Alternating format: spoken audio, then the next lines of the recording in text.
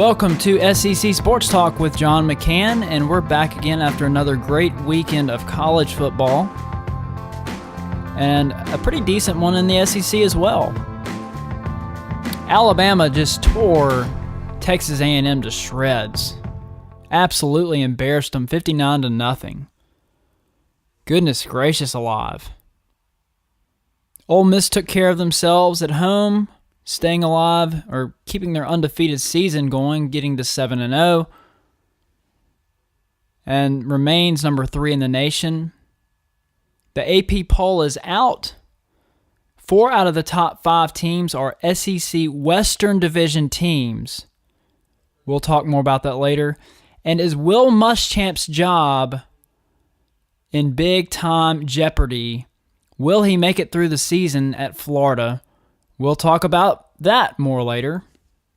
And Jeff Spiegel, sports anchor for ABC 3340 in Birmingham, he'll be on the show later to talk about all the wonderful, amazing things that happened this weekend. Anyway, Alabama just absolutely destroyed Texas A&M 59-0. I don't know. Did you watch the game? Pretty lopsided if you ask me. What's amazing is the stats on this. Texas A&M is one of those teams that they're going to put yards on you no matter what, at least until Saturday. Yeah, how about this? 172 yards total. Alabama had 602 yards. Now, that's not really surprising to me in terms of Alabama's offense. I mean, Blake Sims, he's struggled on the road a little bit lately, but at the same time, the 602 yards of offense on Texas A&M's defense is not that surprising. I mean, A&M's defense is terrible. It really is. It hasn't improved from last year. But A&M had 31 rushing yards and 141 passing yards. That's incredible.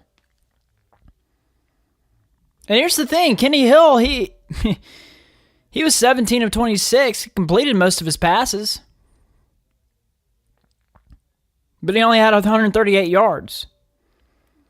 5.3 average on the catch. So what does that tell you is that Alabama kind of had the same strategy that Ole Miss did. They were going to let you catch the ball.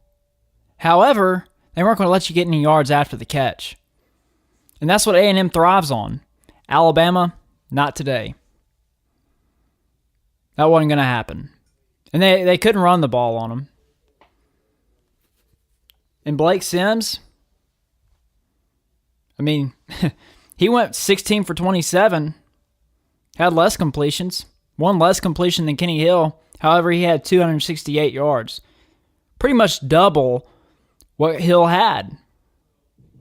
9.9 average.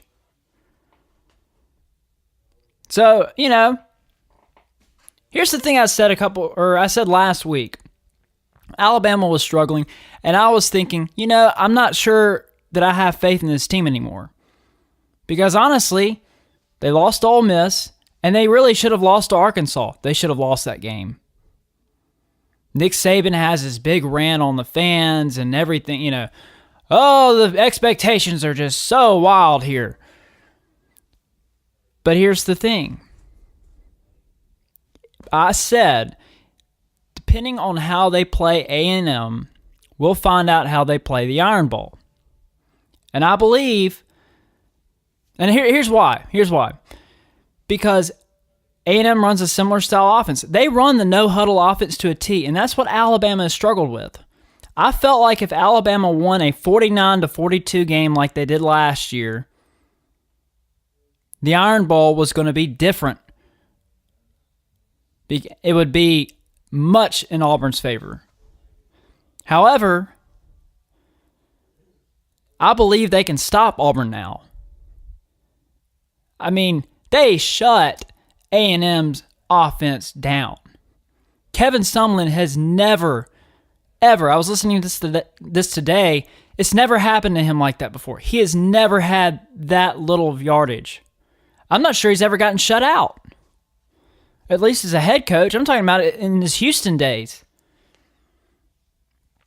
And so now I'm sitting here thinking Alabama's got a great shot in the Iron Bowl. They can win this thing. And I predicted that originally in the beginning of the year. But last week I really was thinking, I don't know if this is going to happen. Little worried about Bama here. Team looks a little overrated. But now, this team looks like a top 5 team. Oh, by the way, yeah, four of the top 5 in the AP poll are SEC Western Division teams. Yeah. So you got Mississippi State at number 1, Florida State at number 2, Ole Miss at number 3, Alabama at number 4, and Auburn at number 5. You know what's funny about that too? Is there are 2 big rival teams in there. 2 big rivalries in there. Ole Miss and Mississippi State, Alabama and Auburn. How about that? I don't know. Maybe rivalries do drive you to become better. I don't know. I mean, this is an absolutely ridiculous race.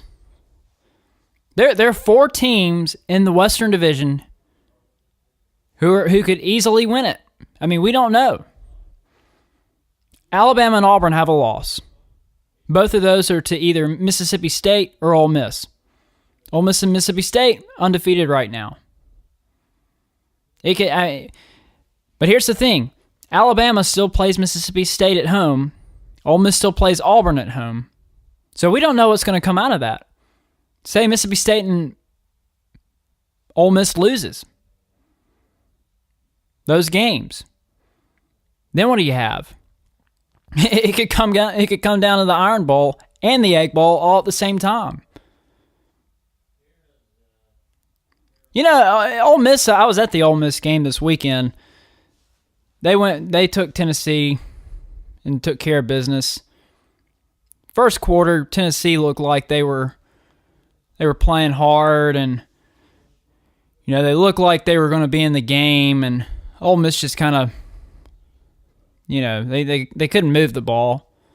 And then all of a sudden, Vince Sanders catches a touchdown, and the game is blown wide open. Yeah, you know, and that was it. Bo Wallace didn't have his best game, but he didn't throw an interception either. Is Ole Miss a national championship team? I mean, that's the question. They got one of the best defenses in the nation, if not the best. Ole Miss offense, they've still got a little work to do. They're around 33.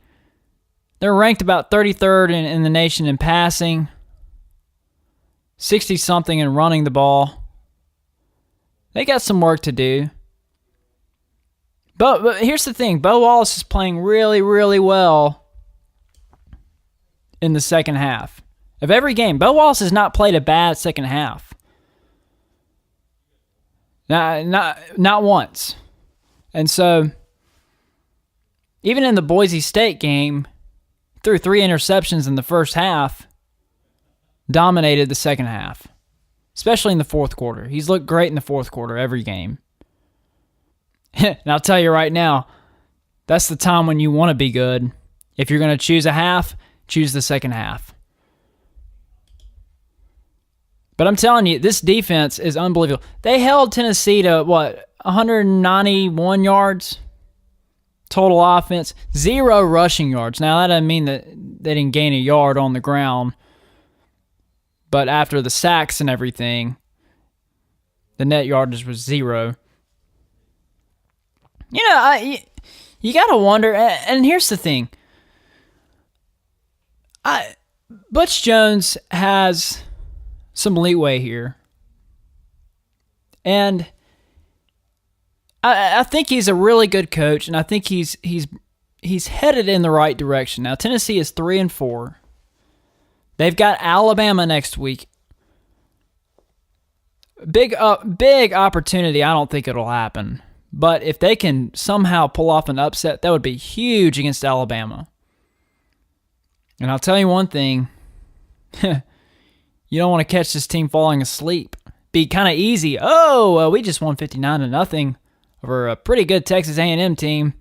Yeah, let's just waltz into Knoxville and let's get out as quickly as possible.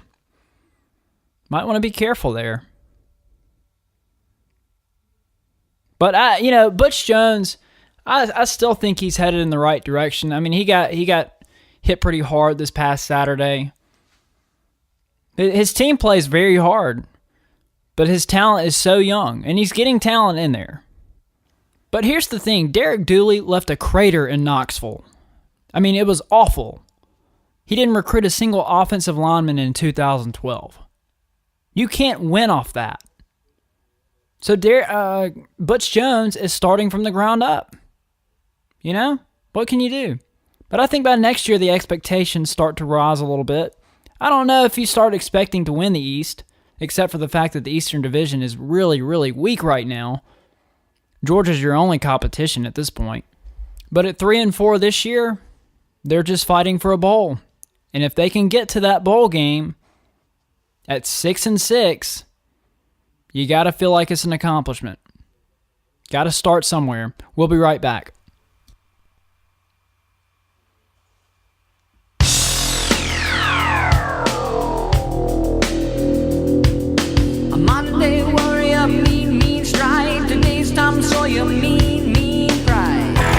Welcome back to the show.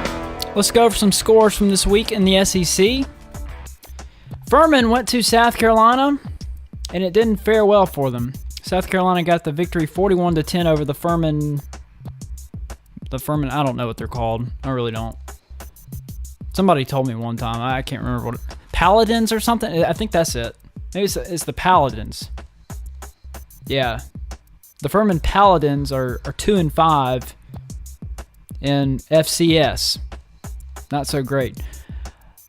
Alabama slayed the Texas A&M Aggies 59-0, as we just talked about a few minutes ago.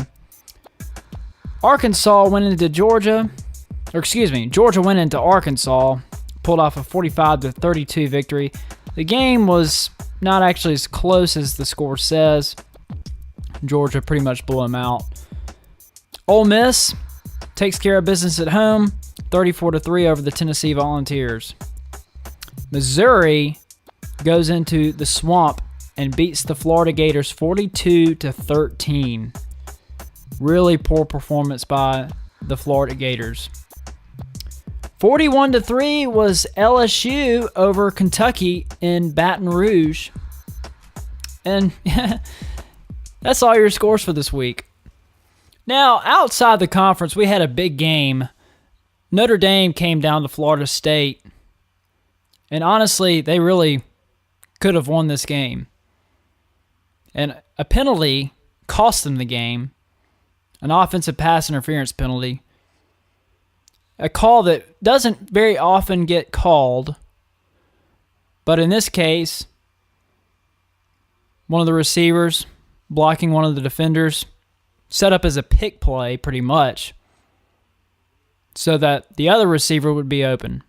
And you know what? It backfired on him. Notre Dame scores the game-winning touchdown with less than 15 seconds to go on 4th and goal from the, 2-yard line. And guess what? It's called back. Next play, it's 15-yard penalty. Yeah, game over. Notre Dame could have easily won that game. Some argue that they should have. Now, a lot of people are saying, oh, this was a bad call. No, the call was right. The fix is in. No, sorry. Florida State's going to get beat down the road. They will. And it will probably be in the playoff. Florida State is not that great. They're a good team, but this is not the same Florida State team that we saw last year. Notre Dame pushed them around all game long. Okay? Florida State, they're not going to last against an SEC team. They did last year, but not this year. Notre Dame, on the other hand, they're pretty good, and they're a team that's a lot better than they were last year or the year before. Now, that game against North Carolina was a little bit questionable. But at the same time, great game. The call was right.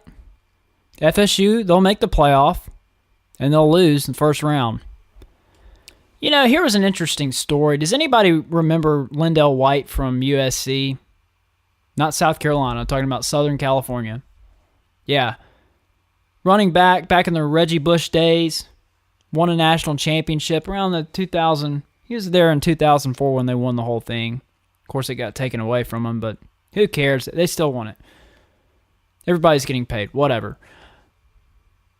So, he puts up a tweet around last week and he just blasts USC for how they're playing. Just absolutely blasts them. Well, he decided he was going to go on the field this past weekend. Yeah. And Pat Hayden, the AD, decides he's going to kick Lindell White out of the stadium. He kicked him out, went up and shook his hand, and told him to leave. Here's the tweet. Here's a tweet from Lindell White after the game. Quote, "I can't believe AD Hayden USC kicked me out of the Coliseum, shook my hand, then escorted me out. I'm still at a loss for words." He also said, "I can't believe this. For the first time in my life, I'm truly embarrassed to be a #Trojan. I've done way too much to be treated like this." Well, you know, honestly, people have a right to say what they want to say. And should he have blasted USC on Twitter? You got to understand you're in the limelight. You got to understand, you got to be aware of your surroundings, and you got to understand that you are a public figure. So, yeah, you probably shouldn't do that. But honestly, are you going to be a dictator as the AD and kick the guy out of the stadium? Are you serious?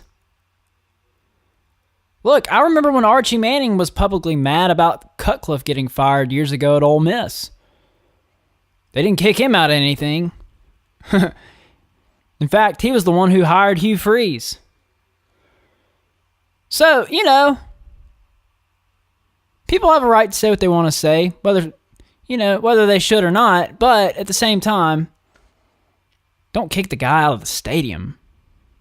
Goodness gracious. As we said earlier, the top 5 teams in the country are dominated by Western Division teams in the SEC. Who are those teams? Mississippi State. They stayed at 1 this week. Florida State, very lucky to still be there, at number 2. Ole Miss at number 3. Alabama back in the top 4. And then Auburn at number 5. So if the season ended today, there'd be 3 Western Division teams in the playoff. Ole Miss, Mississippi State, and Alabama. Now, here's the deal. It's not going to stay that way. Mississippi State hasn't played Alabama yet. Ole Miss hasn't played Auburn yet. And Ole Miss and Mississippi State haven't played each other yet. So, honestly, I don't think anybody's going to make it out of the conference undefeated. Now, on the other side, is Georgia the only team capable of winning the East? Shoot. They might be. Missouri's not that good. If Missouri wins the Eastern Division, it'll be a total joke because they're not good. Now, their schedule is pretty darn easy. But let's talk about that Florida game. Oh, they smothered Florida. 42-13. Did they really? Let's read the stats. Yeah, I love stats. I like going to them. Give Missouri some credit for making big plays, but they were all on either defense or special teams. This is just more Florida being pathetic. Missouri scored 2 touchdowns on offense. 4 of the other touchdowns were either special teams or defense. Matty Mock, 6 for 18. That's 33%. He completed a third of his passes. 20 yards. 6 of 18 for 20 yards. Yeah, that's a championship quarterback right there. That's a championship offense right there. Give me a break. He had more yards rushing than he did passing. At least he got 38 on the ground. I mean, that's awful. Yeah, here, passing yards total 20, rushing 99. They had 119 yards total. Florida more than doubled that. And 283 yards is not a whole lot. I mean, these stats are pathetic. Trayon Harris, he played most of the game. He was 8 for 12 for 98 yards for Florida. Jeff Driscoll, 7 of 19. Just abysmal. And they both totaled 3 interceptions. Let's see. We had, the first play of the game is a 96-yard kickoff return by Missouri. Then they score 7 on offense with a 5-yard run. Got a couple field goals to make it 20-0. And then an 82-yard punt return. More bad special teams on Florida. And then a 21-yard fumble return to make it 35-0. And then an interception return for 46 yards. It's 42-0 in the third quarter. Then Florida scores a couple of cheap touchdowns. I mean, that's not great. That's big playmaking on defense, and a couple nice lucky plays on special teams. It happens, but 42-13. That's not your typical 42-13 game that you would expect a dominating performance on. Florida more than doubled Missouri in total yardage. It was absolutely ridiculous. And they had the ball for almost 8 minutes longer. Difference is Florida had 6 turnovers. That ain't going to help you. I mean, just Florida dominated them in pretty much every aspect of the game except the score. But here's the thing. Now you got Muschamp down there. We didn't know if they were going to fire him today or not. My guess is after the Georgia game, I'm guessing that Georgia will beat Florida. Florida has a week to prepare for them. They have a week off. After that game, I think Muschamp, they let him go. Probably let him finish out the season. But I do think that they will announce that he will be let go. If they win, that will be very interesting. That'll be another story. But at this point, Muschamp, I feel sorry for the guy because he's gotten some bad breaks. But the thing is, he's just not getting it done down there. And they're not going to allow him to have a 4-8 season and then finish maybe 6-5 or maybe 5-6. Because if they lose to Georgia, that's 4 losses. And they're going to lose to Florida State. There's 5. Maybe they'll win the rest of their games. They're winnable. But 6-5 at Florida, it just doesn't cut it. And I'm not pulling for Muschamp to be fired. I don't have anything against him. I don't want the guy to lose his job. Now, I'm not going to feel that sorry for him because he's getting paid millions of dollars. I feel sorry for the waiter that got fired who's trying to pay his bills. That's who I feel sorry for. Muschamp, he's set for life. Look, you get paid a lot of money to go in there and do the job. And the job is to win games. And you gotta win a lot of them. And if you don't do it, go be a coordinator somewhere else. Because there are millions of dollars, millions upon millions of dollars invested in these football programs. That's just the way it is. Hadn't always been that way, but that's the way it is now. And guess what? If you're losing, Fans stop coming to the games. Donors stop giving. Losing money on ticket sales.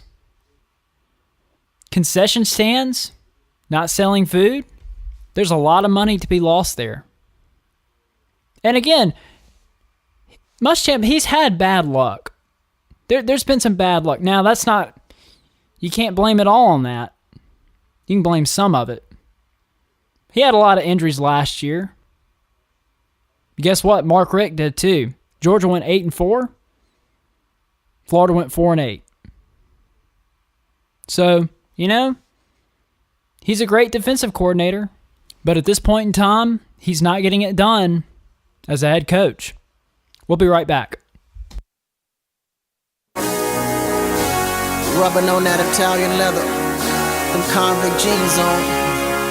You ready? Yeah. I get it until the sunrise.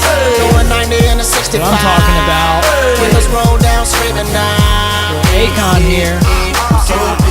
Number one hustler. Sitting here bobbing my arm up and down. Yeah, you got Lil Jon over here. Yeah, somebody reminded me of Akon the other day, and so I forgot about him. He's got some pretty interesting stuff. Remember this song, my freshman year of college? Yeah. Good times. So, we all kind of thought Kentucky was on the rise, and this is a team that's about to make a ball game, and they still might. They've got to win one more. They're 5-2, but they went into LSU. They went into Baton Rouge and just laid an egg. Goodness gracious alive. That was awful. 41-3? Are you kidding me? And I think LSU is just a little bit more relaxed now. They know they're not going to win the division, so they're just going to play spoiler this year. Why not? And Leonard Fournette, this freshman running back that they've been talking about, coming into the season, he's starting to find a groove. Ole Miss better be worried because they go into Baton Rouge next weekend. And it's a night game. LSU knows how to play at night. And that's when their fans are the rowdiest. LSU's lost 2 games. Well, and here's the thing. They're not technically out of it. They're not. But they don't have a quarterback. They just don't have a quarterback. And so you can't win in this league without a quarterback. Anthony Jennings, yeah, it's not going to work. Brandon Harris, he's not there yet. Jennings was 7-14 this weekend. But the difference is LSU ran for 300 yards.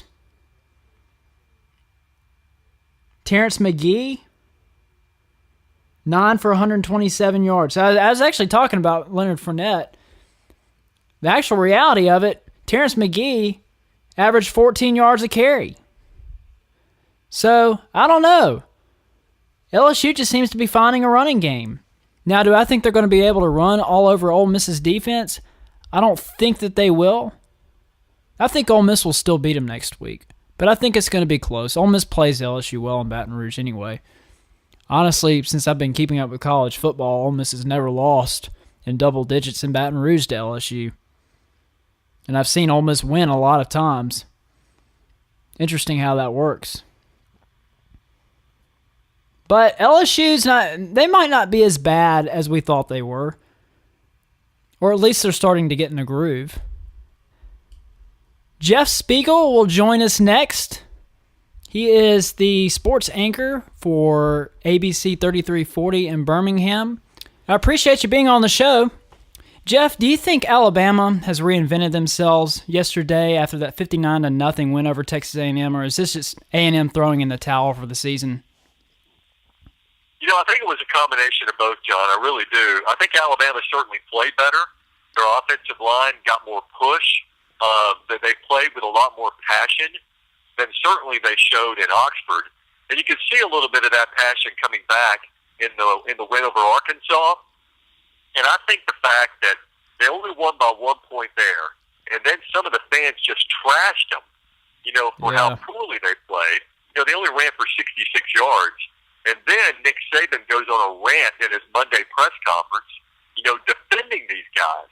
And I think every player loves it when a coach comes out in public and defends his players, because they want a coach that's going to stick up for them. They know that Coach Saban is going to chew them out in practice when they need it, but they also appreciate the fact when a guy comes out in a public forum like that and takes up for him and says, hey, you need to cut these guys some slack, because that was a tough game, for them to win. They won it. And then the fact that they got so fired up about that, they came out with so much emotion and so much passion that they did it the way that Alabama football teams of very recent history used to do things. They pounded the other team into submission and made them want to quit. So it was a combination of Texas A&M, yes, kind of giving up at the end, but Alabama had a lot to do with that. It's interesting. I was watching Nick Saban's press conference from after the game, and he mentioned that the players had been tight all year long and that they went out and played loose this week. So a reporter asked a question. He said, what do you think contributed to that? Was it the fans, or was it the media, or who was it? So let me ask you, what do you think contributed to Alabama being so tight all year long until yesterday? Well, I think I personally don't think they were tight against Florida. They played pretty well against the Gators. Played pretty good defense. The only way Florida scored was off turnovers, really. So I think they played a pretty good game against Florida. I do think they were tight against Ole Miss because, that these guys, no matter what they tell you, they watch ESPN, they read the newspapers. They knew Ole Miss was good, really good. They've seen video of their defense. They knew Ole Miss's defense was good, really good. They knew when Bo Wallace plays well that he plays pretty well. And they've got some pretty good playmakers on that team. So they knew they were coming into a hornet's nest in Oxford, and the crowd was going to be behind them. They knew that was going to be a tough game. So they did come in kind of feeling, I think, like the underdog, even though they weren't. And I think that kind of, made them play a little tight. And even though they had a 14-3 lead at halftime, I think it was 14-3, right? I never felt like they had control of that football game, and I don't think they felt like they had control of the game either. Let's switch over to Auburn for a second. They didn't play this weekend, but how do you think that they respond to South Carolina this coming week after the week following a tough loss at Mississippi State? And South Carolina obviously is not as good as we anticipated, but do you think Auburn responds well? I think they will. I think South Carolina's had their issues. I think Auburn, I think you can look at a game and you can fall victim of seeing a little bit more in it than maybe you should. You can walk away saying Auburn's got more problems than they really do, and maybe not giving the other team enough credit. I think Mississippi State and Ole Miss are both really good football teams. I think State's got a great front seven. Auburn turned it over twice on their first two plays, but those turnovers were forced. Nick Marshall had a pass tipped, at the line that fell into the hands of the DB. Yeah. And then they had Duke Williams got the ball knocked out of his hands. So this is a State defense making plays and creating that momentum. So I don't think Auburn is, I don't think there are as many issues as maybe some people think. I think they're going to come out and they're going to play very similar to the way Alabama played against Texas A&M. They're going to come out pretty inspired. They're going to win that game with authority by double digits at least, maybe by 21 or 28 points, because I think they're that much better than South Carolina. Let's talk about Will Muschamp yesterday. He suffered a terrible loss at home against Missouri. And do you think he's got a shot to keep his job at Florida, or even make it through the season for that matter? Or is it just over for him? Well, that was a tough loss for him. That was one of those cases, again, where the defense, they didn't play badly. I mean, Missouri didn't get that many yards, but they just imploded from a special team standpoint, from an offensive standpoint. I mean, Driscoll fumbles. Driscoll throws the pick six. Jeff Driscoll may be a pretty good quarterback, but he is in such a mess right now mentally because he doesn't have any confidence. He's the kind of guy breathing down his neck, challenging him for playing time, who, quite honestly, is struggling, almost as much as Driscoll is. But Driscoll is just a mess from a confidence standpoint, and there's I don't know if there's anyone on that coaching staff that can really reach him at this point. And I think it's going to be one of those things where I think Florida needs to make a change. I don't know if they will make a change. I think Jeremy Foley's a pretty smart guy, and he'll know when the right time to make a change will be. I wouldn't have been surprised had he been fired today. Maybe he'll get fired tomorrow. But I don't think it's going to get any better at Florida. And if it's not going to get any better, then there's a school of thought that says, you know what, why not cut him loose now?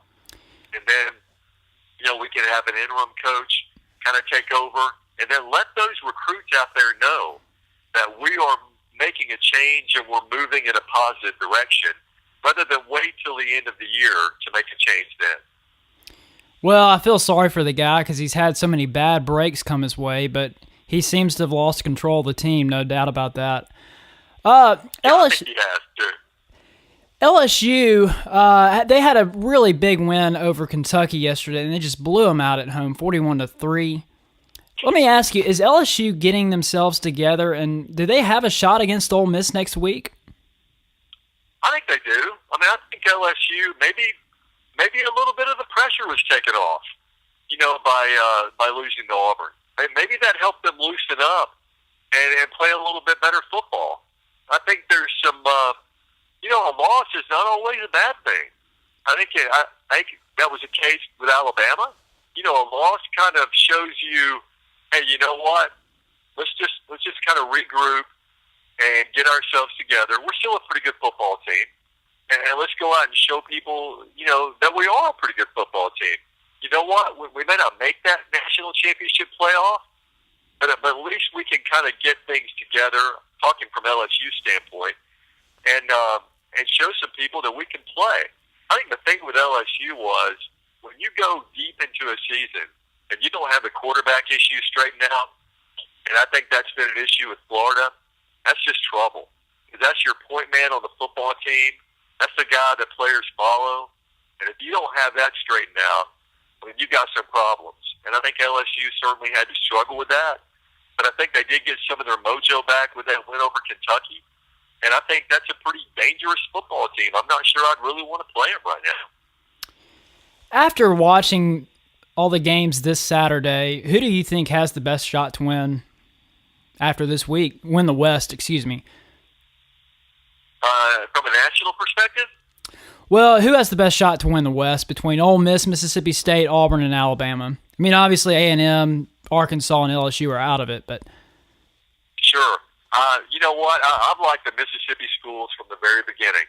And in fact, I asked this question to the Mississippi State players at SEC Football Media Days, and I asked everybody this. I asked Dan Mullen this and the players this. I said, I am this close to picking you guys to win the SEC championship this year. Am I crazy? I asked every one of those guys that. and every one of them, of course, certainly said, well, no, we don't think you're crazy. I mean, we believe that we can. But I saw how tough those guys played Auburn. I saw how tough they played Alabama. They lost both those games. But it wasn't because of a lack of effort. I mean, those guys played their tails off in those games. So it was pretty obvious to me that they're no longer intimidated by Auburn and Alabama. And they feel like they play pretty good football in Mississippi, too. The more and more I watch Ole Miss, the more and more I see a team that, doesn't get inflated, their ego doesn't get inflated by their success. They came back and played really well against Texas A&M. They came back, had a great performance against Tennessee. So I think both of these football teams, the coaches have done a marvelous job with keeping these guys level-headed and on an even keel, not getting too high, not getting too low. It wouldn't surprise me if they both ran the table until the Egg Bowl. Well, I'm trying to get tickets to that game, and they're about $500 a piece right now, so it's a tough ticket. Let's talk about Florida State for a second, and I'll let you go. But do you think that was more impressive beating Notre Dame yesterday, or does it make you think FSU really isn't as good as they were last year because of the way they almost lost? Well, I think Notre Dame certainly brought a great effort. They certainly played with more effort than they did against Alabama in the national championship game. Again, Alabama had a lot to do with that, and yes, that was a couple of years ago. But Everett Golson has come miles as a quarterback since that night, I think. And, wow, the Robinson kid, David Robinson's son, just an outstanding wide receiver. And they look like Notre Dame is a team that looks like they've got it together. And I think Florida State had to fight for their lives to win that game. But I don't think you can take anything away from the Seminoles because, they were playing a number 5 team in the country. I think Florida State, the schedule, of course, works out pretty well for them, where I think they're going to kind of cruise into that playoff. And then that's, I think, when they're going to get the most challenge, is just like when Auburn challenged them in the national championship game. But, you remember they stood up to that. The thing that's going to hurt Florida State the most is there's still some doubt, a cloud of doubt hanging over their heads over the Jameis Winston thing. What's going to happen with that? Is he going to make it through the rest of the year? If Jameis Winston makes it through the rest of the year, they could win the national championship again. If he doesn't, they certainly can't win the national championship with Sean McGuire playing quarterback. Well, there's no doubt in my mind that Notre Dame is a much better team than they were 2 years ago, and they have a much tougher schedule as well. So they're hanging in there pretty well. Jeff, I appreciate you coming on the show. We'd love to have you back. Well, I appreciate your time. Thank you so much for having me. That is Jeff Spiegel, sports anchor for ABC 3340 in Birmingham. Yeah, that was a lot of fun. Really smart guy. Yeah, that's why I had him on the show. He knows a lot more than I do. That's for sure. Yeah, I like interacting with people on my show. That's a lot of fun. I'm not trying not to be a hermit in my little cave. Try to get out and interact with human beings, Yeah, I'm kind of right in the middle between introvert and extrovert. I like being around people. I really do. And then there's my times where I just got to be away from everybody. I got to be by myself and contemplate things. Think about how to solve all the world's problems. Ooh, yeah. And I can't do that with all you people around making noise. Yeah, let me go to my corner so I can hear myself think. I promise you I like people. I really do. We'll be right back.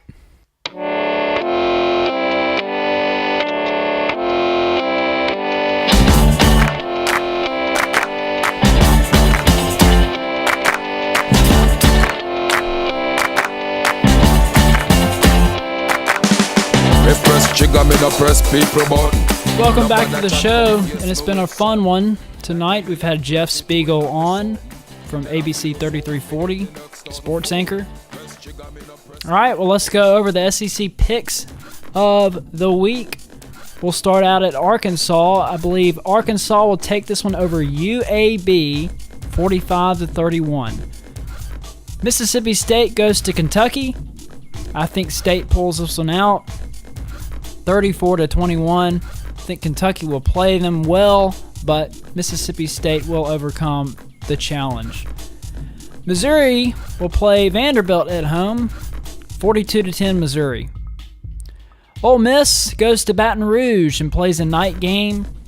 I think Ole Miss wins the game 24-14. I think Ole Miss's defense is too strong for LSU, as well as LSU has been playing lately. Auburn takes on South Carolina at home. I think Auburn wins the game 41-20. They're just too good for South Carolina. South Carolina has been a bust this year, and I think Auburn has no problem running away with that. And I'm picking Alabama to go to Knoxville and beat UT 29-17. Alabama just got off a 59-0 victory over Texas A&M. Be careful, don't fall asleep at the wheel there. Tennessee's going to be very fired up. Lane Kiffin is coming back to town. It's homecoming, and he will not be welcome at homecoming. But at the end of the day, I think Alabama comes out victorious. Well, that's all we have for tonight. It's been a fun show. Thank you all for listening. Like the Facebook page, SEC Sports Talk with John McCann. And we'll see you next week, Monday night at 9 p.m.